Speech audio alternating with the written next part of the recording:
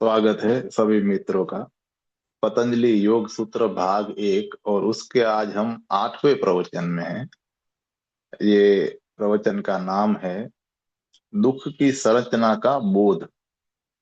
और आगे 7वें चैप्टर में हमने निष्ठा और अभ्यास के बारे में पतंजलि के सूत्रों को सुना था। इस चैप्टर में उसी के ऊपर से साधकों ने जो प्रश्न पूछे हैं उसके भगवान जवाब दे रहे हैं। कुछ प्रश्न है जिसके सार पहले बताता हूँ। तो पहला प्रश्न सार है कि अनासक्ति यात्रा के आरंभ में ही होगी या अंत में होगी। दूसरा प्रश्न सार है कि क्या बुद्ध और महाकश्यप के बीच घटा संप्रेषण समूह के लिए संभव नहीं है। तीसरा है अभ्यास एक मनः शारीरिक संस्कारीकरण है और इसी के द्वारा समाज मनुष्य को गुलाम बना लेता है। फिर अभ्यास से मुक्ति कैसे फलित होगी। चौथा है पश्चिमी मन का अधैर्य और छिछलापन देखते हुए भी क्या उसे योग साधना में ले जाया जा सकता है। अब पहला प्रश्न है, साधक पूछता है कि भगवान पतंजलि ने स्वयं में बद्ध मूल होने के लिए अनासक्ति अर्थात इच्छाओं की समाप्ति पे महत्व दिया है। उसके महत्व समाप्ति के महत्व पर जोर दिया है। लेकिन अनासक्ति क्या वास्तव में यात्रा के आरंभ में होती है या बिल्कुल अंत पर ही होती है। भगवान कहते हैं आरंभ और अंत सोचो। यदि तुम मन तुम यदि तुम में मौन बीज हुआ है, अंतः आरंभ तो सिर्फ बीज है। आरंभ और अंत दो चीजें नहीं है। आरंभ अंत है। इसलिए दोनों को बांटो मत और द्वैत की भाषा भाषा में मत सोचो। यदि तुम अंत में मौन होना चाहते हो तो तुम्हें मौन को आरंभ करना होगा और वो भी बिल्कुल आरंभ से ही। आरंभ में मौन बीज की भांति होगा और अंत में वह वृक्ष बन जाएगा। लेकिन वह वृक्ष बीज में ही छिपा हुआ है। तो अंत आरंभ का तो अतः आरंभ तो बीज ही है। जो कुछ भी परम उद्देश्य है वह अभी और यहीं छिपा हुआ है, तुम में ही और बिल्कुल प्रारंभ में ही। अगर वह वहां आरंभ में ही नहीं है तो तुम उसे अंत में भी नहीं पा सकते। स्वभावतः अंतर तो होगा ही। आरंभ में वह केवल बीज हो सकता है और अंत में वह समग्र रूप से खिल जाएगा। हो सकता है तुम उसे पहचान न पाओ, जबकि वह बीज होता है, लेकिन वह वहां है, चाहे तुम उसे जानो या न जानो। इसलिए जब पतंजलि कहते हैं कि यात्रा के एकदम आरंभ में ही अनासक्ति की आवश्यकता होती है, वे नहीं कह रहे हैं कि अंत में उसकी आवश्यकता नहीं रहेगी। आरंभ में अनासक्ति चेष्टा सहित होगी और अंत में अनासक्ति सहज होगी।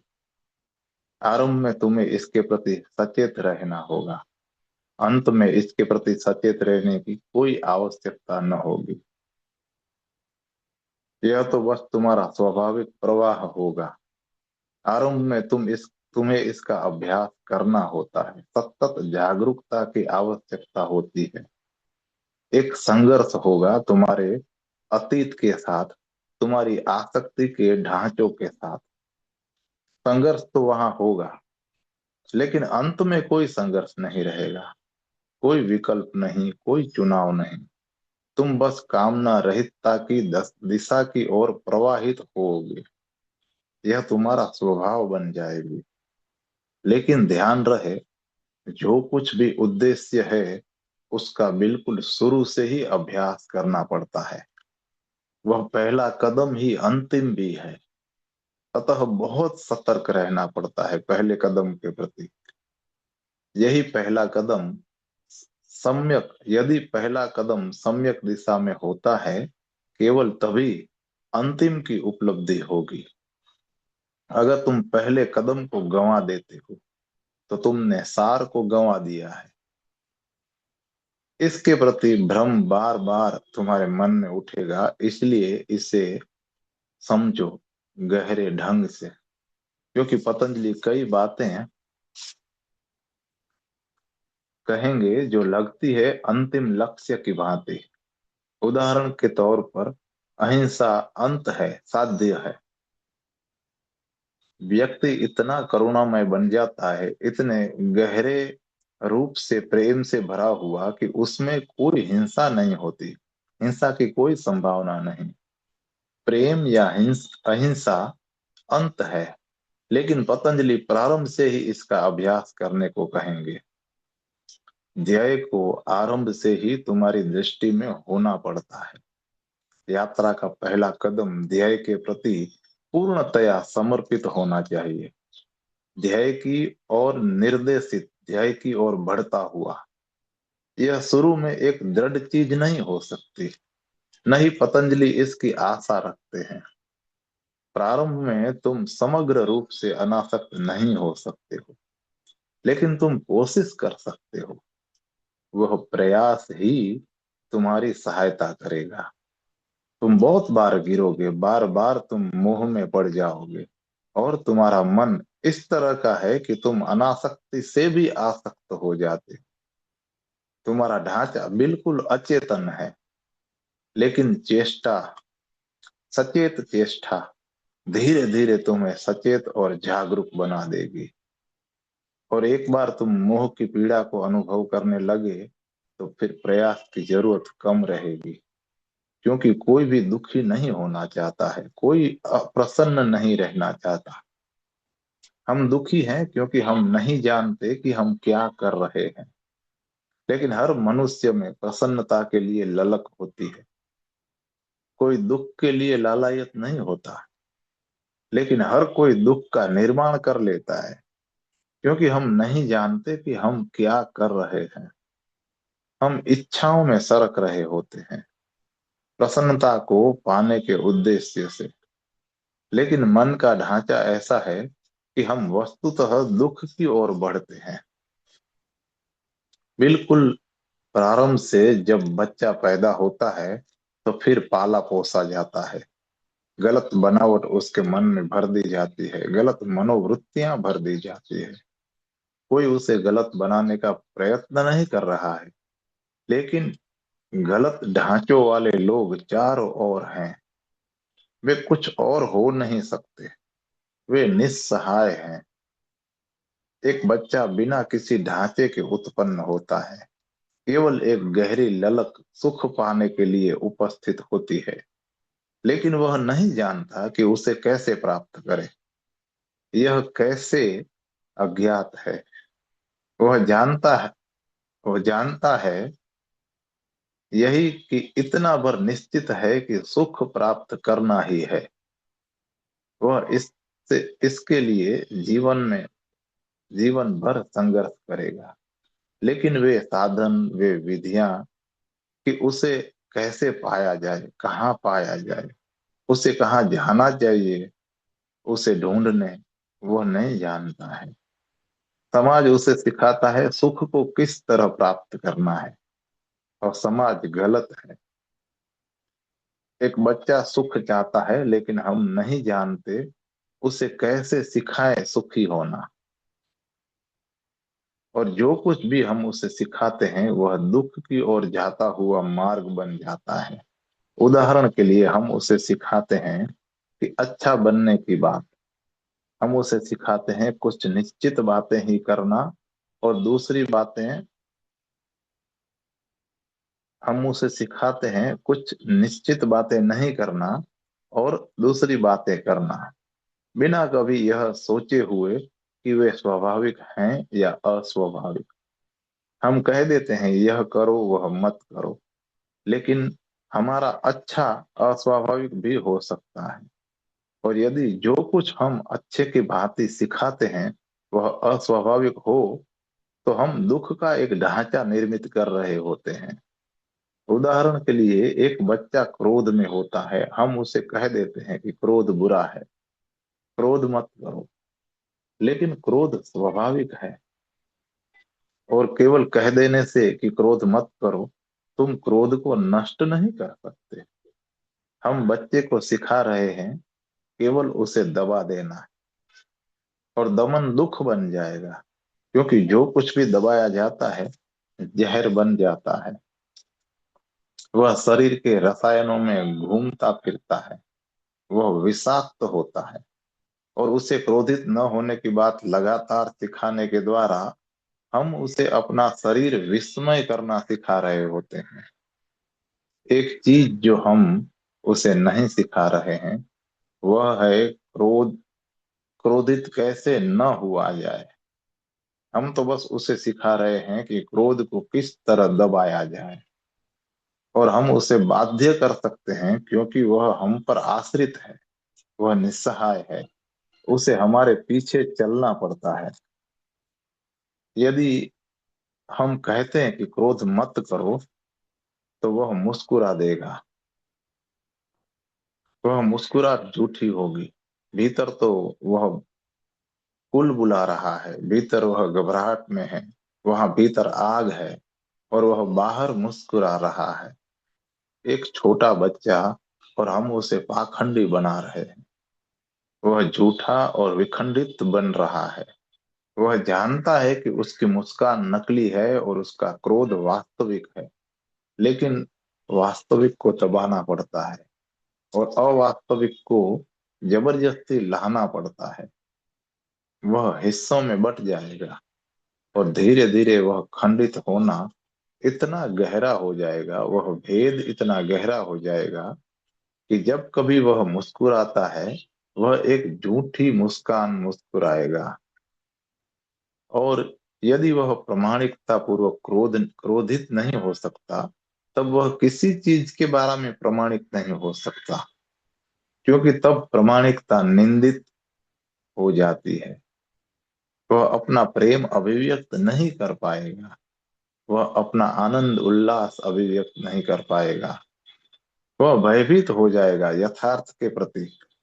यदि तुम यथार्थ के एक हिस्से की निंदा करते हो, तो सारी वास्तविकता निंदित हो जाती है, क्योंकि वास्तविकता बांटी नहीं जा सकती, और एक बच्चा बांट नहीं सकता। एक बात तो निश्चित है कि बच्चा समझ चुका है कि वह स्वीकृत नहीं हुआ। जैसा कि वह है, वह प्रीतिकर नहीं है, वास्तुरा ही है। इसलिए उसे नकली होना ही है, उसे चेहरों मुखौटों का प्रयोग करना ही है। यदि एक बार वह सीख लेता है, तो सारा जीवन नकली दिशा की ओर बढ़ने लगेगा, और असत्य केवल दुख की ओर ही ले जा सकता है। असत्य सुख की ओर नहीं ले जा सकता। केवल सत्य, प्रामाणिक सत्य तुम्हें आनंद की ओर ले जा सकता है, जीवन के शिखर अनुभवों की ओर, प्रेम, खुशी, ध्यान, या जो कुछ नाम तुम दे सकते हो। हर कोई इसी ढांचे में पला है, इसलिए तुम सुख के लिए लालायित रहते हो। लेकिन जो कुछ भी तुम करते हो वह दुख निर्मित करता है। सुख की ओर बढ़ने का पहला कदम है स्वयं का स्वीकार कर लेना। लेकिन स्वयं को स्वीकार करना समाज तुम्हें हरगिज नहीं सिखाता है। यह तुम्हें सिखलाता है स्वयं की निंदा करना, स्वयं के प्रति अपराधी होना, तुम्हारे स्वयं के बहुत से हिस्सों का त्याग करना। यह तुम्हें अपंग कर देता है, और विकलांग व्यक्ति लक्ष्य तक नहीं पहुंच सकता। और हम सभी अपंग हैं। मोह दुख है, लेकिन बिल्कुल शुरू से ही बच्चे को मोह की बात सिखा दी जाती है। माँ अपने बच्चे से कहती है, मुझे प्रेम करो, मैं तुम्हारी माँ हूँ। और पिता कहेंगे, मुझे प्रेम करो, मैं तुम्हारा पिता हूँ। जैसे कि कोई अपने आप ही प्रिय बन जाता हो। बस पिता या माँ होने के द्वारा ही, केवल माँ होना कोई बहुत अर्थ नहीं रखता है, या केवल पिता होना बहुत महत्व नहीं रखता है। पिता होना एक बड़े अनुशासन से गुजरना है, प्रीतिकर होना पड़ता है। और माँ होना बच्चे पैदा करना मात्र नहीं है। माँ होने का अर्थ है एक बड़ा प्रशिक्षण, एक बड़ा आंतरिक अनुशासन। स्वयं को प्रीतिकर होना पड़ता है। यदि माँ प्रीतिकर होती है तो बच्चा भी इसी मोह के प्रेम करेगा। जब कभी वह किसी ऐसे को पाएगा जो प्यारा है, वह प्रेम करेगा। लेकिन माताएं प्रीतिकर नहीं होती, पिता प्रीतिकर नहीं होते। उन्होंने कभी उस शैली में सोचा नहीं है कि प्रेम एक आंतरिक गुण है। तुम्हें उसे निर्मित करना पड़ता है, तुम्हें वह हो जाना होता है, तुम्हें विकसित होना होता है। केवल तभी तुम दूसरों में प्रेम उत्पन्न कर सकते हो। प्रेम का दावा नहीं किया जा सकता, और यदि तुम इसका दावा करते हो तो वह मोह बन सकता है, लेकिन प्रेम नहीं। तब बच्चा माँ को प्रेम करेगा तो सिर्फ इसलिए क्योंकि वह उसकी माँ है। माँ या पिता ध्येय बन जाते हैं, लेकिन ये संबंध है, प्रेम नहीं। तब बच्चा परिवार के मोह में पड़ जाता है। और पारिवारिक परिवार एक भंजक शक्ति है, क्योंकि यह तुम्हें पड़ोस के परिवार से अलग कर देती है। तुम्हारा पड़ोसी परिवार प्रीतिकर नहीं लगता, क्योंकि तुम उससे संबंध नहीं रखते। तब तुम अपनी बिरादरी की, अपने देश की भाषा में सोचते हो, और पड़ोसी देश को शत्रु शत्रु की तरह समझते हो। तुम सारी मानवता को प्रेम नहीं कर सकते, और तुम्हारा परिवार इसका मूल कारण है। परिवार ने नहीं सिखाया तुम्हें प्यारा व्यक्ति होना, एक प्रेम पूर्ण व्यक्ति होना। इसने कुछ निश्चित संबंध तुम पर जबरदस्ती लाद दिए हैं। मोह एक संबंध है, और प्रेम प्रेम मन की अवस्था है। लेकिन तुम्हारे पिता तुम्हें नहीं कहेंगे प्रेममय बनो, क्योंकि अगर तुम प्रेममय होते हो तो तुम किसी के भी प्रति प्रेममय हो सकते हो। हो सकता है कई कई बार पड़ोसी तुम्हारे पिता से ज्यादा प्रिय हो, लेकिन पिता यह स्वीकार नहीं कर सकता कि कोई उससे अधिक प्रिय हो सकता है, क्योंकि वह तुम्हारा पिता है। इसलिए संबंध सिखाने पड़ते हैं, प्रेम नहीं। यह मेरा देश है, इसलिए मुझे इसे प्रेम करना पड़ता है। यदि प्रेम यदि प्रेम मात्र सिखाया जाता है तो मैं किसी भी देश को प्रेम कर सकता हूँ, लेकिन राजनेता इसके विरुद्ध होंगे। क्योंकि मैं यदि किसी भी देश को प्रेम करता हूँ, यदि मैं इस सारी पृथ्वी को प्रेम करूं, तब मैं युद्ध में घसीटा नहीं जा सकता। राजनेता सिखाएंगे, इस देश को प्रेम मत करो, इस देश को प्रेम करो। यह तुम्हारा देश है, क्योंकि तुम यहाँ पैदा हुए हो, तुम इस देश के हो। तुम्हारा जीवन, तुम्हारी मृत्यु इस देश से संबंध रखती है। तब वे इसके लिए तुम्हें बलिदान कर सकते हैं। सारा समाज तुम्हें संबंधों, आसक्तियों की शिक्षा दे रहा है, प्रेम की नहीं। प्रेम खतरनाक है, क्योंकि यह किन्हीं सीमाओं को नहीं जानता है। यह आगे बढ़ सकता है, यह स्वतंत्रता है। इसलिए एक पत्नी अपने पति को सिखाएगी, मुझे प्रेम करो क्योंकि मैं तुम्हारी पत्नी हूं। जबकि पति सिखा रहा है पत्नी को, मुझे प्रेम करो क्योंकि मैं तुम्हारा पति हूं।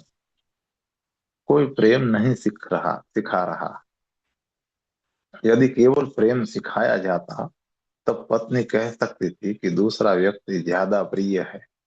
यदि वास्तव में संसार प्रेम करने के लिए स्वतंत्र होता, तब पति होना भर कोई अर्थ नहीं रख सकता, पत्नी होना मात्र कोई अर्थ न रखता। तब प्रेम मुक्त भाव से बहता। लेकिन यह खतरनाक है। समाज इसे स्वीकार नहीं कर सकता, परिवार इसे नहीं मान सकता। धर्म इसकी अनुमति नहीं दे सकते, तो प्रेम के नाम पर वो मोह सिखाते हैं, और तब हर कोई दुख में पड़ जाता है। जब पतंजलि कहते हैं अनासक्ति, तो वे प्रेम के विरोधी नहीं हैं, वस्तुतः वे प्रेम के लिए कहते हैं। अनासक्ति का अर्थ है स्वाभाविक प्रेममय प्रवाहमान होना, लेकिन सम्मोहित और आसक्त मत हो जाओ। आसक्ति एक समस्या है, तब प्रेम एक रोग के भांति है। यदि तुम अपने बच्चे के अतिरिक्त किसी को प्रेम नहीं कर सकते, तो यह आसक्ति है। तब तुम दुख में पड़ोगे, तुम्हारा बच्चा मर सकता है, तब तुम्हारे प्रेम के प्रवाहित होने की कोई संभावना नहीं है। और यदि तुम्हारा बच्चा नहीं भी मरे, तो वह बड़ा होगा, और जितना ज्यादा वह बड़ा होता है, उतना ज्यादा वह स्वतंत्र हो जाएगा। तब पीड़ा होगी। हर माँ यही झेलती है, हर पिता यही भुगतता है। जब बच्चा वयस्क हो जाता है, तब वह किसी स्त्री के प्रेम में पड़ जाएगा, तब माँ कष्ट पाती है। एक प्रतिद्वंदी प्रविष्ट हो गया है, लेकिन वह पीड़ा मोह के कारण ही है।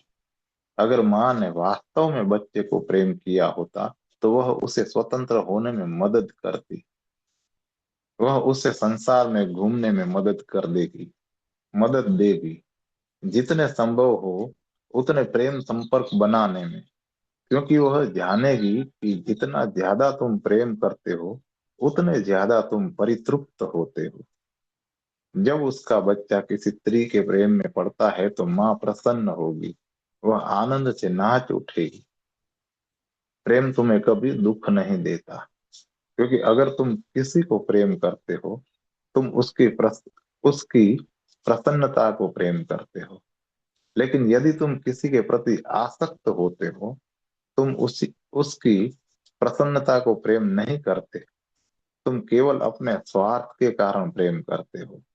तुम केवल अपनी अहम केंद्रित मांगों के साथ ही संबंध रखते हो। फ्रायड ने बहुत सारी चीजें खोजी हैं, उनमें से एक है माँ या पिता के प्रति बंध जाना, फिक्सेशन। फ्रायड कहता है कि सबसे ज्यादा खतरनाक माँ वह है जो अपने बच्चे को अपने से प्यार करने के लिए इतना अधिक बाध्य कर देती है कि वो माँ से बंध जाता है, और तब शायद वह किसी और को प्रेम करने के योग्य न रहे। और लाखों लोग हैं जो दुख भोग रहे हैं ऐसे बंध जाने के कारण ही। मैं बहुत लोगों का अध्ययन करता हूँ, लगभग सारे पति, कम से कम 99%, अपनी पत्नियों में अपनी माता को ढूंढने की कोशिश कर रहे हैं। निसंदेह तुम अपनी पत्नी में अपनी माँ को नहीं पा सकते। तुम्हारी पत्नी तुम्हारी माँ नहीं है, लेकिन माँ के साथ गहरा फिक्सेशन है। तब पति असंतुष्ट हो जाता है पत्नी के साथ, क्योंकि वह उसका ध्यान माँ की भांति नहीं रख रही। और हर पत्नी अपनी पति में पिता की खोज कर रही है। कोई पति उसका पिता नहीं हो सकता है। लेकिन यदि वो देखभाल के साथ संतुष्ट नहीं होती, तब वह अपने पति के साथ असंतुष्ट हो जाती है। ये सब फिक्सेशन है। पतंजलि की भाषा में वे उन्हें मोह कहते हैं, फ्रायड उन्हें फिक्सेशन कहता है। शब्द भिन्न होते हैं, लेकिन अर्थ वही है। जड़ मत हो जाओ, प्रवाहमान रहो। अनासक्ति का अर्थ है तुम जड़ नहीं हुए हो। बर्फ के टुकड़ों के भांति मत हो जाना, पानी की भांति हो जाओ, बहते हुए, जमे हुए न होना। हर मोह जमी हुई चीज बन जाती है, मुर्दा। वह जीवन के साथ आंदोलित नहीं होता रहता है।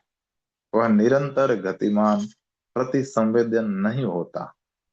वह क्षण प्रति क्षण जीवंत नहीं होता, वह जड़ होता है। तुम किसी व्यक्ति को प्रेम करते हो, यदि वह वास्तव में प्रेम है, तब तुम भविष्य भविष्य की नहीं बता सकते कि अगले क्षण क्या घटित होने वाला है। भविष्यवाणी असंभव होती है। क्योंकि मनोदशाएं मौसम की भांति बदलती हैं। तुम नहीं कह सकते कि अगले क्षण तुम्हारा प्रेमी भी तुम्हारे प्रति प्रेम पूर्ण होगा। हो सकता है अगले क्षण वह प्रेम पूर्ण अनुभव न कर रहा हो। तुम यह आशा नहीं रख सकते। यदि वह अगले क्षण भी तुमसे प्रेम करता है तो यह अच्छा है, तुम कृतज्ञ हो। लेकिन यदि वह अगले क्षण तुम्हें प्रेम नहीं कर रहा हो तो कुछ नहीं किया जा सकता, तुम असहाय हो। तुम्हें इस तथ्य को स्वीकार करना पड़ता है कि दशा में ही है। और रोने धोने की कोई बात, बस वह प्रेम के भाव में नहीं है। तुम स्थिति का स्वीकार कर लेते हो। तुम प्रेमी प्रेमी को ढोंग रचने के लिए विवश नहीं करते, क्योंकि आडंबर खतरनाक होता है। यदि मैं तुम्हारे प्रति प्रेम पूर्ण अनुभव करूं तो मैं कहता हूं मैं तुमसे प्रेम करता हूं, लेकिन अगले ही पल मैं कह सकता हूं नहीं, इस क्षण में कोई प्रेम अनुभव नहीं करता। केवल दो संभावनाएं हैं, या तो तुम मेरी अप्रेम पूर्ण मनोदशा स्वीकार कर लो, या मुझे विवश कर दो यह दिखाने के लिए कि मैं तुम्हें प्रेम करता हूँ, चाहे मैं प्रेम अनुभव कर रहा हूं या नहीं। यदि तुम विवश करते हो तो मैं झूठ बन जाता हूं, संबंध एक दिखावा बन जाता है, एक पाखंड। तब हम एक दूसरे के प्रति सच्चे नहीं होते। और वे दो व्यक्ति जो एक दूसरे के प्रति सच्चे नहीं हैं, प्रेम में किस तरह से पड़ सकते हैं? उनका संबंध एक जड़ निर्धारण, एक फिक्सेशन बन जाएगा। पत्नी और पति जड़ होते हैं, मुर्दा, क्योंकि हर चीज निश्चित है। वे एक दूसरे के प्रति ऐसा व्यवहार करते हैं जैसे कि कोई एक वस्तु हो। जब तुम घर लौटते हो तो तुम्हारा फर्नीचर वही होता है, क्योंकि फर्नीचर मुर्दा है। तुम्हारा घर वही है, क्योंकि घर मुर्दा है। लेकिन तुम अपनी पत्नी से वही होने की आशा नहीं रख सकते। वह जीवंत है, एक व्यक्ति है। यदि तुम उससे वही होने की आशा रखते हो जैसे कि वह तब थी जब तुमने घर छोड़ा था, तब तुम उससे फर्नीचर की भांति होने के लिए बाध्य कर रहे हो, मात्र वस्तु होने के लिए। मोह संबंधित व्यक्तियों को बाध्य करता है वस्तु हो जाने के लिए, और प्रेम व्यक्तियों की मदद करता है ज्यादा स्वतंत्र होने के लिए, ज्यादा सच्चे होने के लिए। सत्य केवल सतत प्रभाव में हो सकता है, वह कभी जमा हुआ नहीं हो सकता है। जब पतंजलि कहते हैं अमोह, तब वे तुम्हारे प्रेम को मारने की बात नहीं कर रहे हैं, बल्कि उल्टे वे उस सब को जो तुम्हारे प्रेम को जहरीला बनाता है, मारने के लिए, सारी बाधाओं को खत्म करने के लिए कह रहे हैं। जो तुम्हारे प्रेम को मार डालती है, उन सारी बाधाओं को नष्ट करने के लिए कह रहे हैं। केवल एक योगी प्रेम पूर्ण हो सकता है, सांसारिक व्यक्ति प्रेम पूर्ण नहीं हो सकता है। वह केवल आसक्त हो सकता है। इसे ध्यान में रखना। मोह का अर्थ है जड़ हो जाना। तुम किसी नई चीज का स्वीकार नहीं कर सकते, केवल अतीत को करते हो। तुम वर्तमान को नहीं आने दे सकते। किसी चीज को बदलने के लिए तुम भविष्य को आने नहीं देते। लेकिन जीवन एक परिवर्तन है, केवल मृत्यु ही अपरिवर्तनशील है। तो यदि तुम अनासक्त होते हो तो पल दर पल तुम आगे बढ़ते हो बगैर किसी जड़ता के। हर क्षण जिंदगी तुम्हारे लिए नई खुशियां लाएगी, नए दुख भी लाएगी। अंधेरी रातें होंगी और उजले दिवस होंगे, लेकिन तुम खुले होते हो। तुम जड़ मना नहीं होते। और जब तुम्हारा जड़ हुआ मन नहीं होता है तो कोई दुखद स्थिति भी तुम्हें दुख दे नहीं सकती, क्योंकि उससे तुलना करने के लिए तुम्हारे पास कोई चीज नहीं है। तुम किसी और चीज की अपेक्षा नहीं रख रहे थे, इसलिए तुम निराश नहीं हो सकते। तुम मांगों के कारण विफल हो जाते हो। उदाहरण के लिए तुम सोचते हो कि जब तुम घर लौटो तो तुम्हारी पत्नी बाहर ही तुम्हारे स्वागत के लिए खड़ी हुई होगी। यदि वह तुम्हारे स्वागत के लिए बाहर खड़ी नहीं होती तो इसे तुम स्वीकार नहीं कर सकते। यह बात तुम्हें हताशा और दुख देती है। तुम मांग करते हो और तुम्हारी मांगों के द्वारा ही तुम दुख निर्मित कर लेते हो। लेकिन मांग की संभावना है केवल यदि तुम मोह में पड़ो। तुम उन व्यक्तियों से मांग नहीं कर सकते जो तुम्हारे लिए अजनबी हों। केवल मोह के साथ मांग भीतर चली आती है। इसलिए सारे मोह नरक की भांति बन जाते हैं। तो पतंजलि कहते हैं अनासक्त हो जाओ, इसका अर्थ है प्रवाहमान हो जाओ। जो कुछ भी जीवन लाए उसे स्वीकृति देने वाले बन जाओ। मांग मत करो और जबरदस्ती मत करो, क्योंकि जीवन तुम्हारे पीछे चलने वाला नहीं है। तुम जीवन को बाध्य नहीं कर सकते तुम्हारे अनुसार चलने के लिए। नदी के साथ बहना बेहतर है बजाय उसे धकेलने के। बस उसके साथ बहो, तब बहुत खुशी की संभावना होती है। अभी भी तुम्हारे चारों ओर बहुत खुशी है, लेकिन तुम फिक्सेशन, जड़ निर्धारण के कारण उसे देख नहीं सकते। प्रारंभ में गैर मोह केवल एक बीज होगा और अंत में गैर मोह इच्छा रहितता बन जाता है। प्रारंभ में गैर मोह का अर्थ होता है गैर जड़ता, लेकिन अंत में गैर मोह का अर्थ होता है इच्छा रहितता। कोई इच्छा नहीं। आरंभ में कोई मांग नहीं, अंत में कोई इच्छा नहीं। लेकिन यदि तुम निर्वासना के इस अंत तक पहुंचना चाहते हो तो मांग रहितता से आरंभ करो। पतंजलि के सूत्रों को अजमाओ, चाहे 24 घंटों के लिए ही। 24 घंटों के लिए बस जिंदगी के साथ बहो बिना किसी चीजों को मांगे। जो कुछ जिंदगी देती है अनुग्रहित अनुभव करो, कृतज्ञ। 24 घंटे के लिए बस मन की प्रार्थना पूर्ण अवस्था में घूमते रहो, बिना कुछ मांगे, बिना दावा किए, बिना अपेक्षा के। और तुम एक नया खुलापन पाओगे। वे 24 घंटे नया झरोखा बन जाएंगे। तुम अनुभव करोगे कि तुम कितने आनंदित हो सकते हो। लेकिन आरंभ में तुम्हें जागरूक होना पड़ेगा। किसी खोजी से यह अपेक्षा नहीं की जा सकती है कि गैर मोह उसके लिए सहज क्रिया हो सकती है। ऐसा क्यों है? साधक यहाँ से भगवान को दूसरा प्रश्न पूछता है। इस प्रश्न के लिए हम कल पठन करेंगे। आज के लिए इतना ही।